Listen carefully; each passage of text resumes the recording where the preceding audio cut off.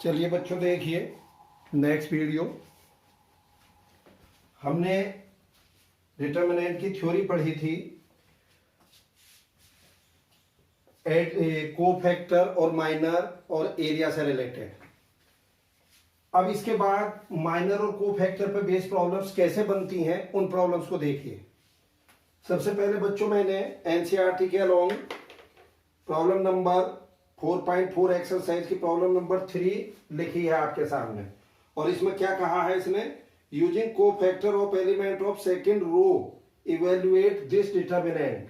फिर रिपीट कर रहा हूं, using cofactor of element of second row, यानी कि सेकंड रो के एलिमेंट को, सेकंड रो के एलिमेंट वाई यूजिंग कोफैक्टर, यानी कि सेकंड रो के एलिमेंट के कोफैक्टर को यूज करके इस डिटर्मिनेंट की वैल्यू बतानी है। बच्चों दो तरीके हैं यहाँ पे भाई। एक तो सिंपल ये था कि डिटर्मिनेंट को प्रॉपर्टी लगा के आप सीधे ओपन कर देते, तब भी आपको डिटर्मिनेंट की वैल्यू मिल जाती। दूसरा मेथड इसने कहा है कि सेकंड रो के जो एलिमेंट हैं उनके कोफैक्टर को यूज करते हुए। तो बच्चों ये प्रॉपर्टी मैंने आपको बताई थी, फिर रिपीट कर दूं। देखिए क्या प्रॉपर्टी बताई थी मैंने आपको, किसी भी रो या कॉलम के एलिमेंट को, किसी भी रो या कॉलम के एलिमेंट को उसके कोफैक्टर से, उसके करस्पॉन्डिंग कोफैक्टर से अगर मल्टीप्लाई करके ऐड कर दें तो उस सिस्टम की वैल्यू डिटर्मिनेंट के इक्वल आएगी।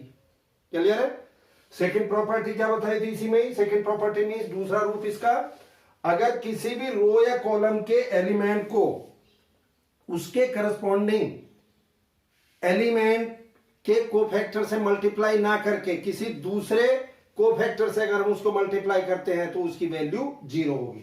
जैसे एग्जांपल के तौर पे यही देख लो, मैं आपसे कर दूं सपोज A11 और A11 और A21, A12, A22, A13, A23। बात समझ में आई कि नहीं? तो इसकी वैल्यू क्या होगी बच्चों? 0 होगी। ठीक है, लेकिन मुझे उसने क्या कहा इस प्रॉब्लम में कि हमें सेकंड रो के एलिमेंट के कोफैक्टर को यूज करना है। तो भाई सेकंड रो के एलिमेंट क्या होंगे? A21, A22, A23 होंगे कि नहीं? यस। अब चलिए मैं कोफैक्टर निकाल रहा हूं, A21, A22, A23 कोफैक्टर निकालने हमने आपको सिखाई दिए थे, तो इनके कोफैक्टर की वैल्यू आ चुकी। अब एलिमेंट सेकंड रो के यूज करने, तो क्या करेंगे हम, A21 capital A21 means cofactor, A22 cofactor A22 plus A23 cofactor A23, इनको मल्टीप्लाई कर दो। A21, A22, A23 ये एलिमेंट हैं, इनको इनके करस्पॉन्डिंग कोफैक्टर से मल्टीप्लाई करके इस डिटर्मिनेंट की वैल्यू 7 आ गई है। आप इस डिटर्मिनेंट को डायरेक्टली वैसे ओपन करोगे तो भी आंसर इसका 7 आएगा। क्लियर हो गई बच्चों ये प्रॉब्लम? अब इसी में ही, इसी एक्सरसाइज 4.4 में ही प्रॉब्लम 4 नंबर दी हुई है। इसमें क्या कहा है इसने, प्रॉब्लम को मैं पढ़ दे रहा हूं, using cofactor of element of third column, यानी कि अब कोफैक्टर हमें किसके यूज करने हैं? थर्ड कॉलम के, थर्ड कॉलम के एलिमेंट के कोफैक्टर को यूज करना है। तो चलिए थर्ड कॉलम क्या है, यही तो होगा। तो A13, A23, A33 ये कोफैक्टर मैंने निकाल लिए ऊपर से। निकालने के बाद इनकी वैल्यू क्या आ गई बच्चों? Z minus y, x minus z, y minus z. ठीक है साहब, अब इनके एलिमेंट से मल्टीप्लाई करिए। एलिमेंट क्या है इनके? Y z, z x, x y है या नहीं है? तो मैंने ये प्रॉपर्टी लगा के यहां इनको मल्टीप्लाई करा। अब इसमें सिंप्लीफिकेशन आपको ध्यान रखना है, क्योंकि मे बी आपसे डायरेक्टली सिंप्लीफिकेशन एकदम से ना हो, अच्छा सिंप्लीफिकेशन है। तो मैंने क्या यूज किया है, पहले इन सारे ब्रैकेट्स को ओपन कर लिया। अब ओपन करने के बाद बच्चों ध्यान से देखना, मैंने ये इंडिकेट भी करा है, पहला टर्म और लास्ट वाले टर्म में मैंने बाई कॉमन ले लिया था, ये आ गया Z square minus x square. अब मैंने क्या करा, ये जिगजैग बनाया है, दूसरा टर्म और लास्ट से दूसरा टर्म, इनमें मैंने माइनस वाई स्क्वायर कॉमन ले लिया, आगे जेड माइनस एक्स बना। उसके बाद फिर जो मिडिल में दो टर्म है उनमें मैंने माइनस जेड एक्स, ये माइनस जेड एक्स कॉमन लिया, तो अगेन ये जेड माइनस एक्स बन गया। बात क्लियर हुई या नहीं हुई? अब इससे भी मैंने जेड माइनस एक्स बाहर निकाल दिया। बाहर निकाल के यहाँ क्या बचेगा इस वाले में? बाई। इसके फैक्टर क्या होने थे? Z minus x, z plus x. तो जेड माइनस एक्स तो बाहर आ गया, अंदर जेड प्लस एक्स बचा, माइनस यहाँ y square minus z x. अब मैंने इसको अंदर मल्टीप्लाई करा, y z plus x y minus y square minus z x. फिर मैंने क्या करा, फर्स्ट और थर्ड में बाई कॉमन ले लिया, और फिर क्या करा, सेकंड और लास्ट में माइनस एक्स कॉमन ले लिया, तो फिर मुझे जेड माइनस बाई मिल गया। तो फाइनली हमारे पास फैक्टर आए Z minus x by minus x Z minus by, means x minus by by minus Z Z minus x. अगर इस प्रॉब्लम को हम डायरेक्ट ऐसे प्रॉपर्टी यूज करके सॉल्व करेंगे तो भी आपका आंसर यही आएगा।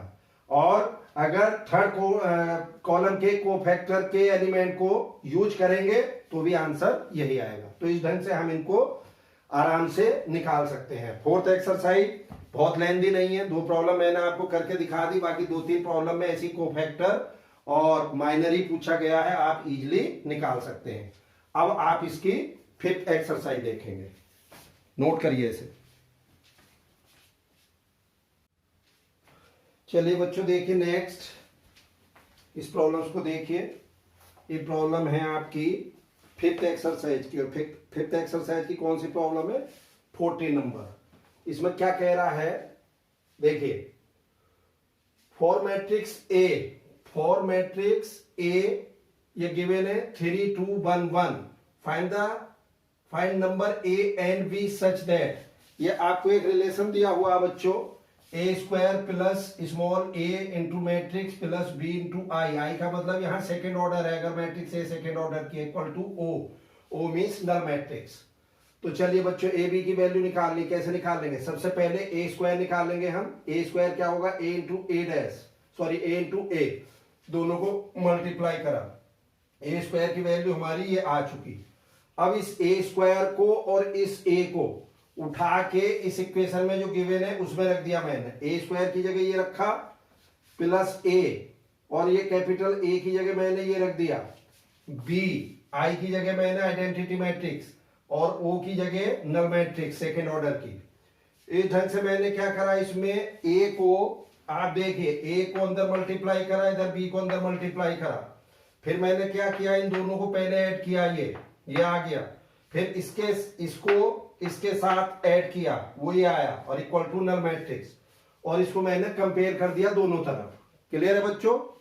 अब कंपेयर करने के बाद देखिए इधर यहां पे 4 इक्वेशन आई मेरे पास, 3a plus b plus 11 equal to 0, 2a plus 8 is equal to 0, a plus 4 equal to 0, और फिर a plus b plus 3 equal to 0। कुछ नहीं, ये इनको एलिमेंट को करस्पॉन्डिंग एलिमेंट को कंपेयर करा था।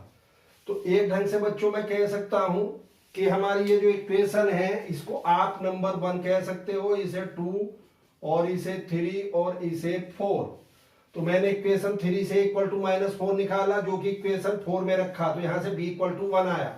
तो ये equal to -4 and b equal to 1 equation 1 और 2 को भी सेटिस्फाई कर रहा है, चेक कर लीजिए। तो फाइनली हमारे पास a और b की वैल्यू कितनी आई, -4 एंड 1। ठीक है बच्चों, क्लियर है यहां तक। अब इसके बाद देखिए मैंने क्या करा, इस a और b की वैल्यू को उठा के यहां पे रख दिया। इसमें रखने के बाद मेरे पास एक्सप्रेशन आया है ये a square -4a plus i is equal to null matrix. Clear है बच्चों। अब उसने इसके बाद फिर कुछ और कहा है, क्या कहा है फिर,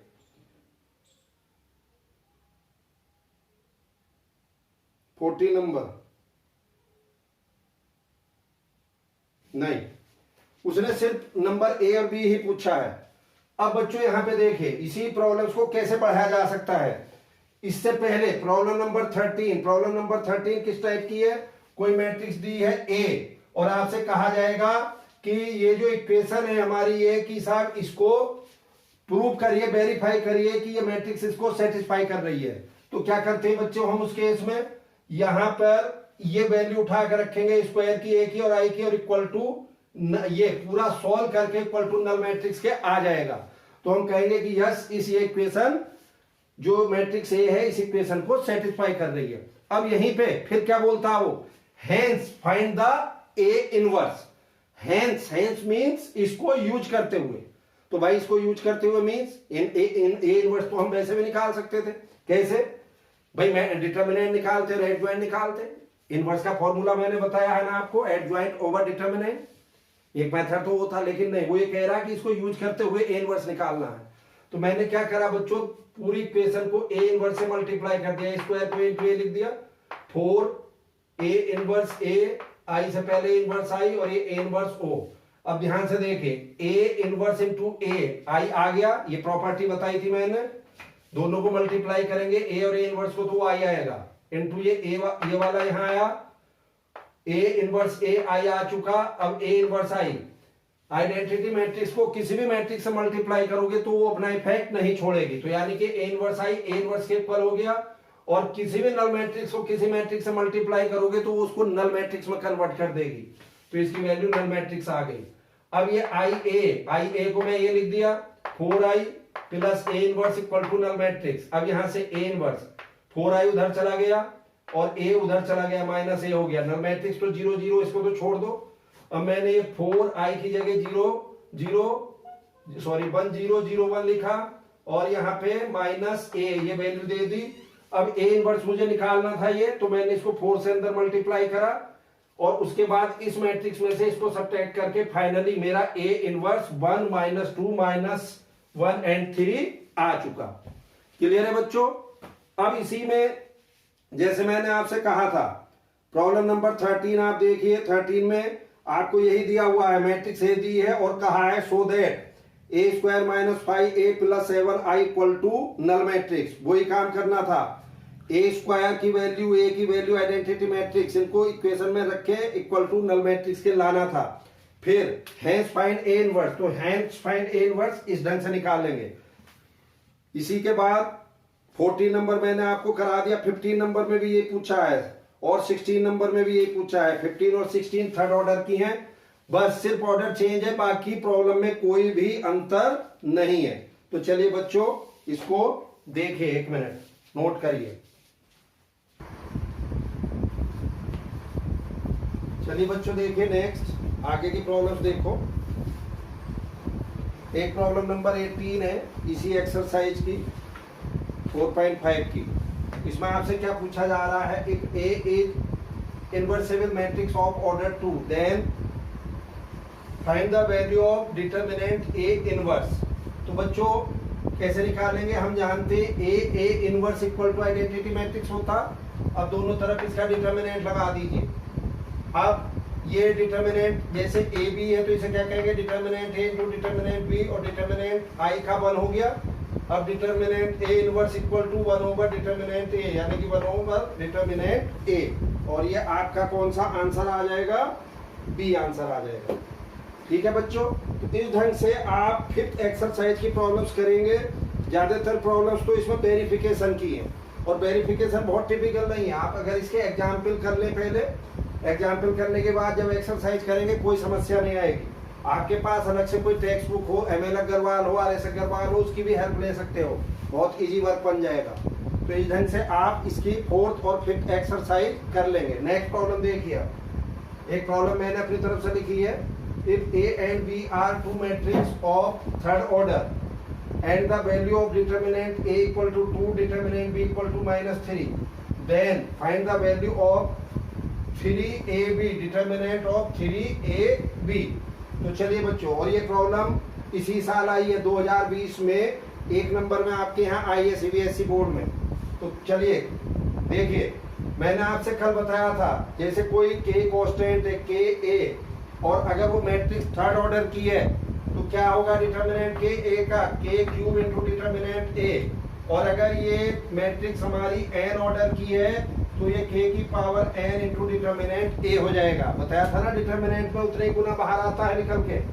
तो मैं 3AB के डिटरमिनेंट को कैसे लिखूंगा, जल्दी से देखिए, इसको मैं 3A इंटू डिटरमिनेंट B लिख दूंगा, और 3A चूंकि ये थर्ड ऑर्डर की मैट्रिक्स है इसलिए बाहर 3 का क्यूब आएगा निकल के, ये जिस ढंग से मैंने बताया है, इनटू डिटरमिनेंट A। अब डिटरमिनेंट A और B की वैल्यू ऊपर से रख दीजिए, तो फाइनली आपका आंसर 162 आ जाएगा। तो इस टाइप की प्रॉब्लम्स भी आपसे पूछी गई है डिटरमिनेंट की। तो आप अपनी, अब ये जो मैं वीडियो आपको भेज रहा हूं इसके भी हाथ पे एक्सरसाइज 4 और 5 ये आराम से कर सकते हैं। 6 एक्सरसाइज के लिए मैं आपको नेक्स्ट वीडियो भेज